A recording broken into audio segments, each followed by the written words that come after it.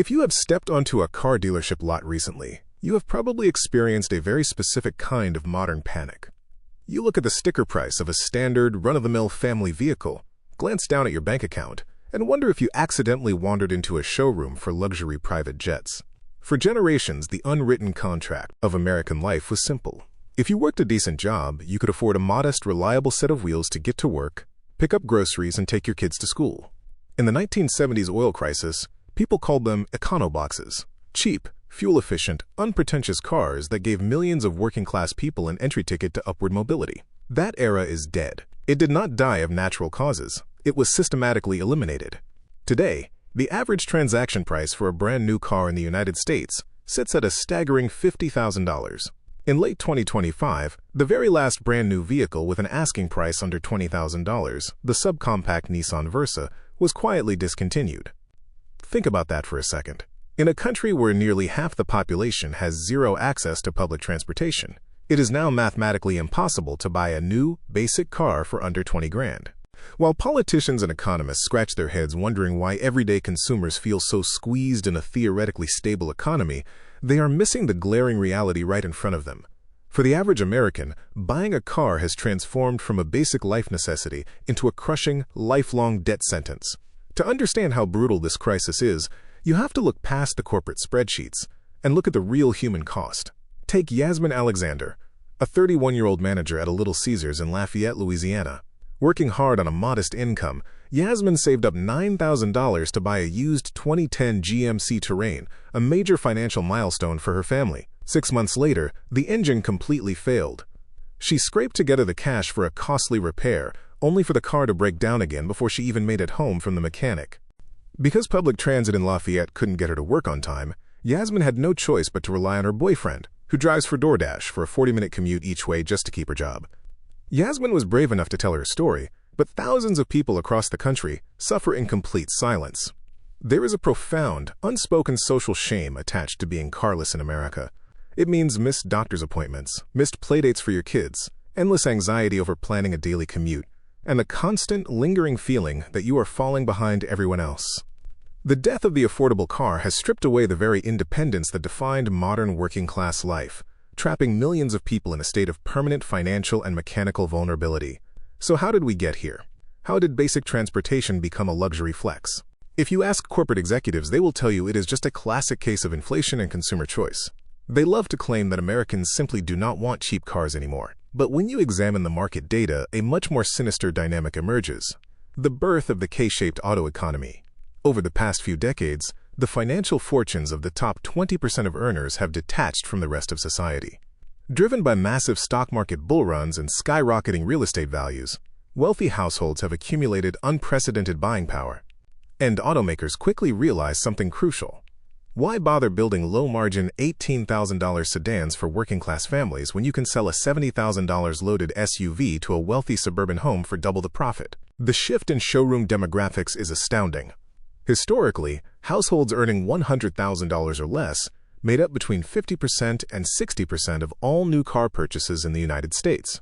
By last year, that number had plummeted to just 36%. Meanwhile, buyers earning over $150,000 a year are dominating dealership traffic. The auto industry didn't just stop catering to the middle class, it effectively priced them out of the room entirely.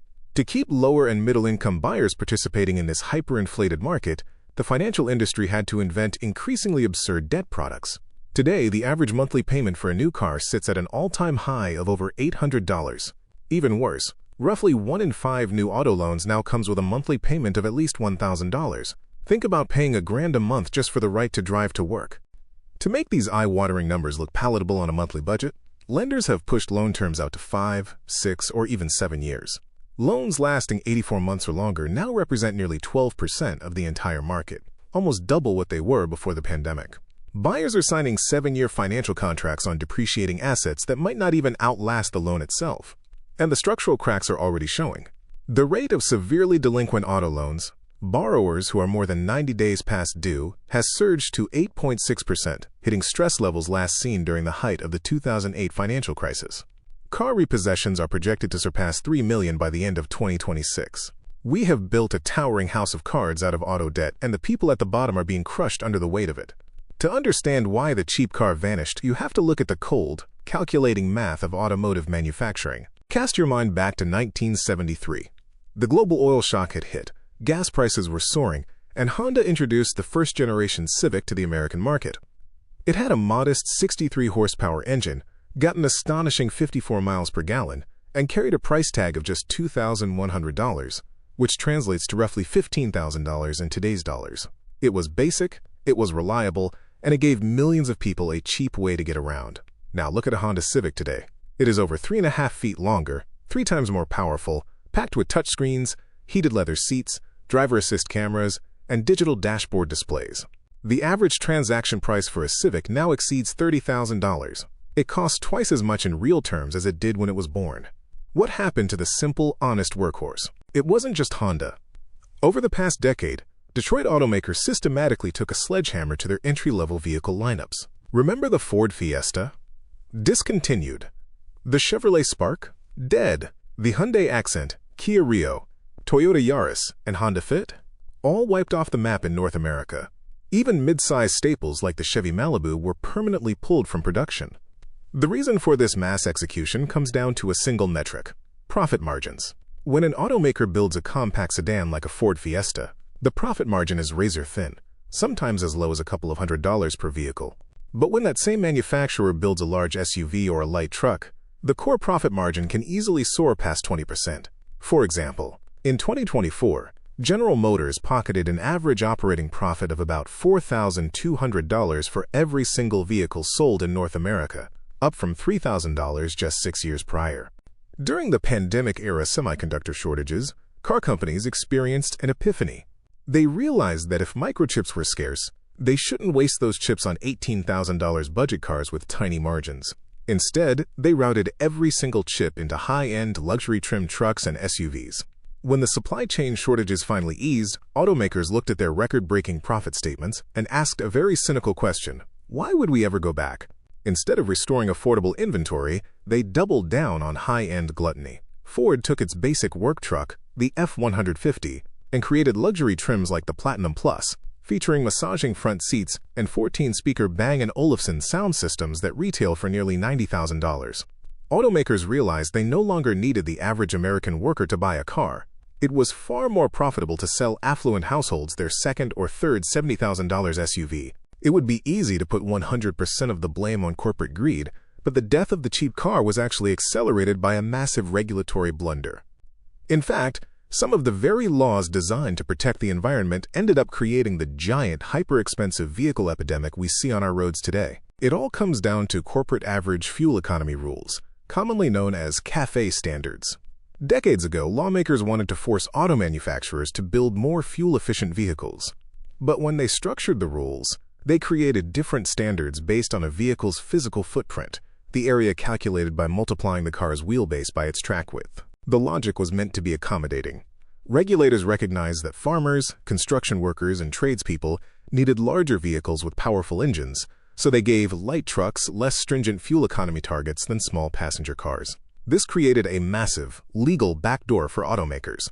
Engineers quickly calculated that trying to make a small, compact sedan meet hyper-aggressive gas mileage targets was technically difficult and insanely expensive.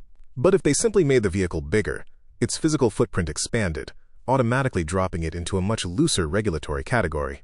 Instead of spending billions of dollars developing complex, hyper-efficient small engines, car companies took the easy way out. They stopped building small sedans, increased the dimensions of their vehicle lineups, and classified everything from crossovers to station wagons as light trucks to dodge the stricter fuel economy rules. To put this absurd growth into perspective, back in 1958, a standard Chevy Bel Air family station wagon weighed under 4,000 pounds. Today, a standard Chevy Tahoe SUV tips the scales at a massive 5,500 pounds. A decade ago, the American auto market was evenly split between normal passenger cars and light trucks. Today, light trucks and SUVs make up a staggering 80% of all new vehicle sales in the country.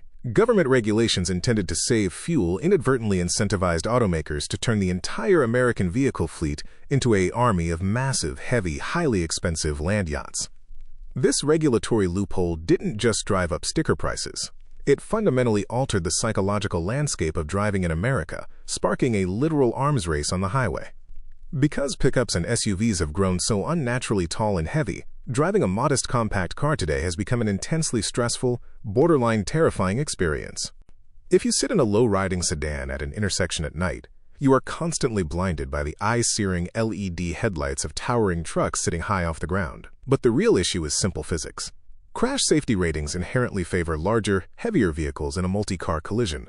In a physical battle between a 6,000-pound luxury pickup truck and a 2,800-pound budget hatchback, the heavier vehicle wins every single time, leaving the occupants of the smaller car to absorb the deadly kinetic energy. This has turned American roads into an arena of vehicular class warfare.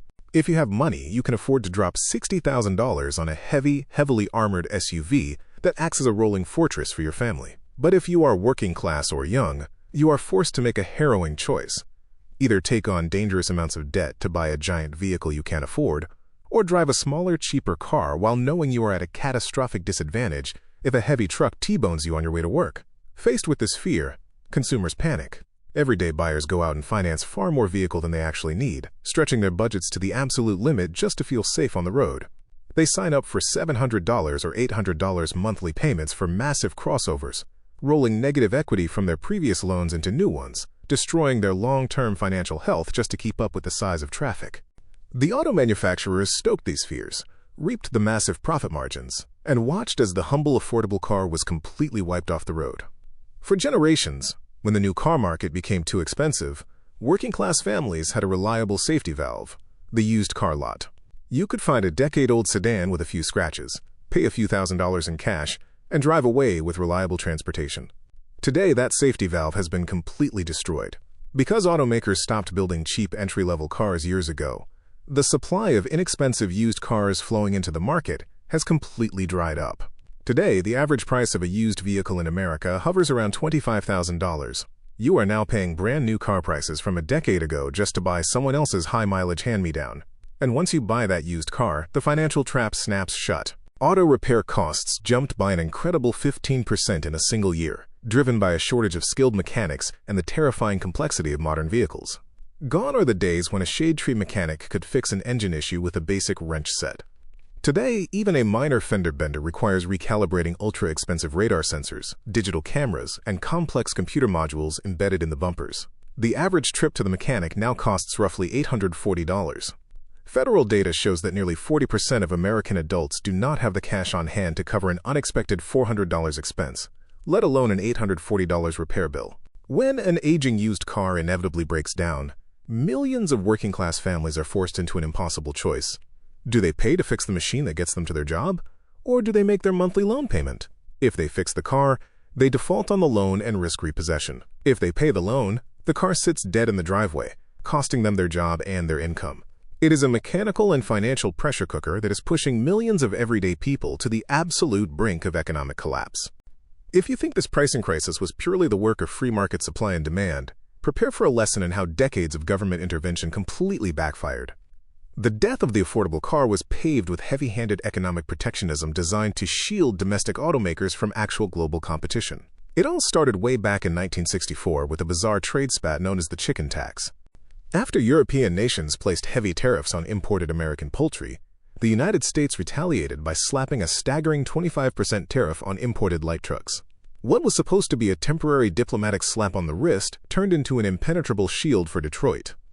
Automakers quickly realized that as long as foreign light trucks were taxed into oblivion, they could charge whatever they wanted for pickup trucks and SUVs without ever having to worry about cheap, nimble foreign competitors undercutting them on price. Then came the 1980s, when Japanese automakers like Toyota and Honda flooded the U.S. market with hyper-efficient, indestructible compact sedans. Domestic car companies panicked. Instead of innovating and building better, cheaper cars, the Reagan administration pressured Japan into accepting voluntary export restraints, capping the exact number of vehicles Japanese brands could ship to America each year. But Detroit's victory was short-lived, because economic forces always adapt. Faced with a hard limit on how many units they could sell, Japanese executives realized the only way to grow their revenue was to stop shipping basic economy cars and start exporting high-end, luxury vehicles packed with features.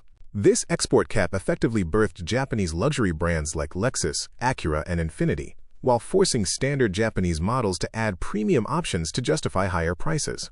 Detroit quickly followed suit by raising its own sticker prices, effectively ending the era of the truly cheap import.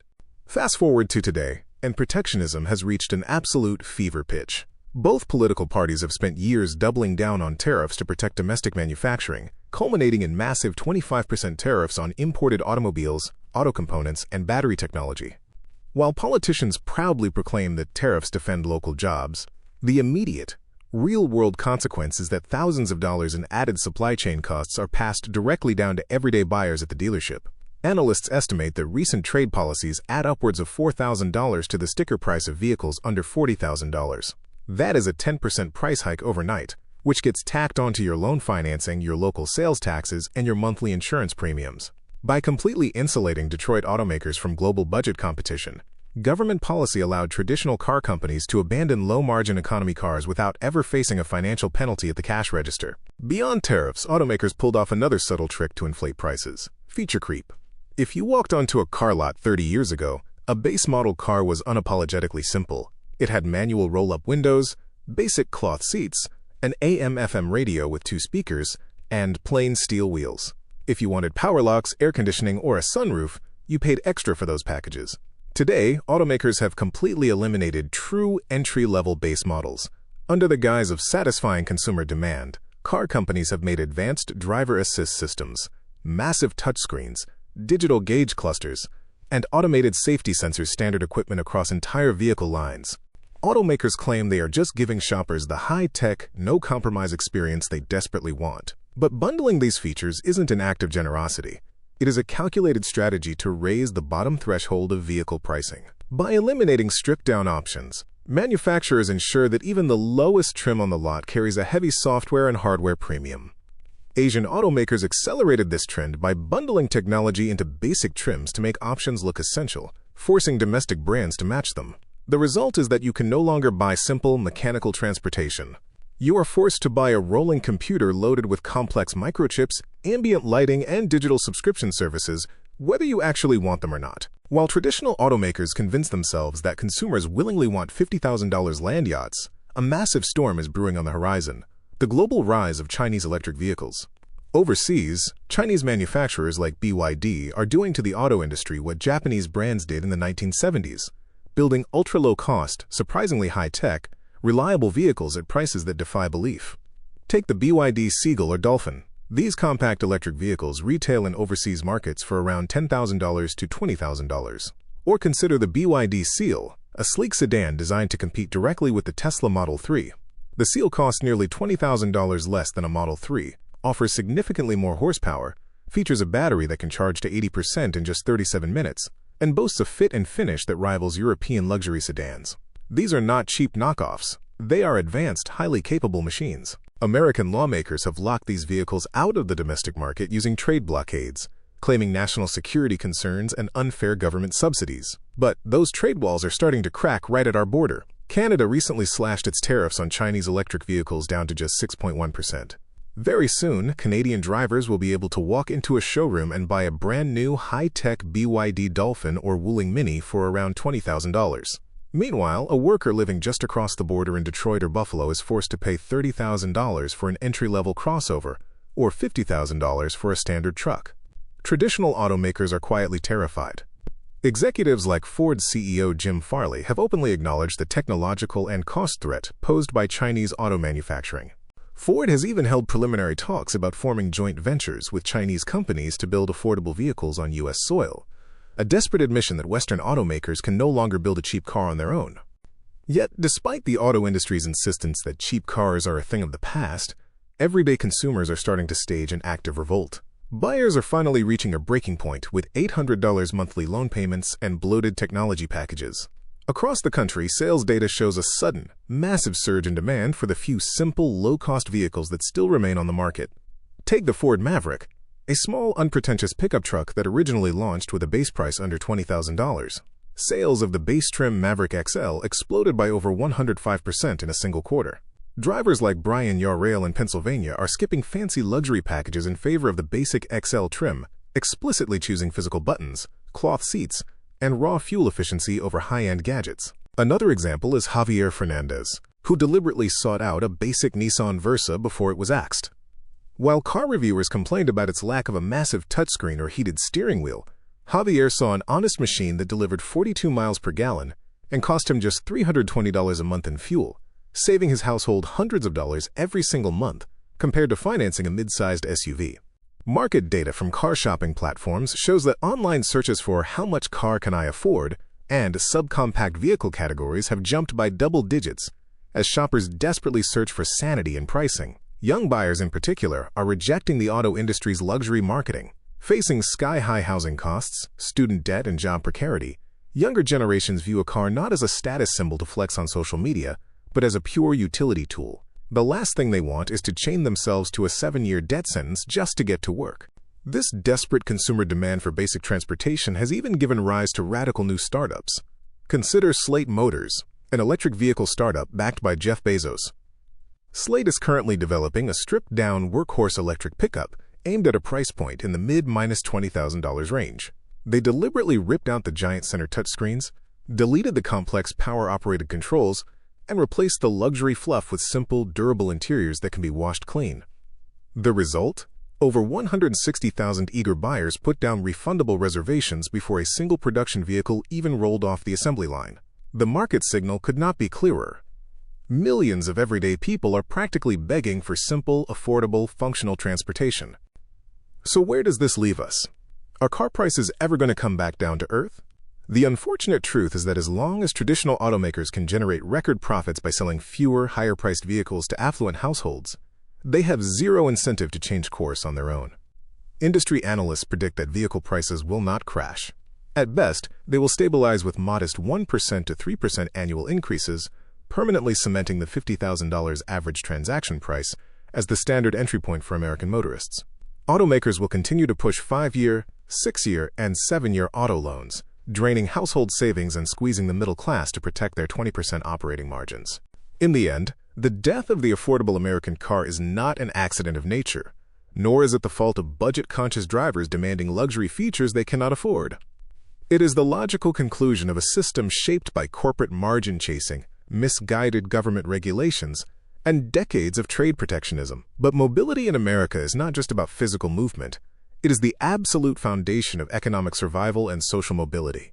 When you take away a person's ability to afford a car in a country built around highways, you take away their access to better jobs, better education, and a better life. The real question for the future isn't whether automakers can keep pushing prices past what the average worker can pay. The real question is what happens to an economy when the basic price of participating in it becomes something that millions of people simply can no longer afford.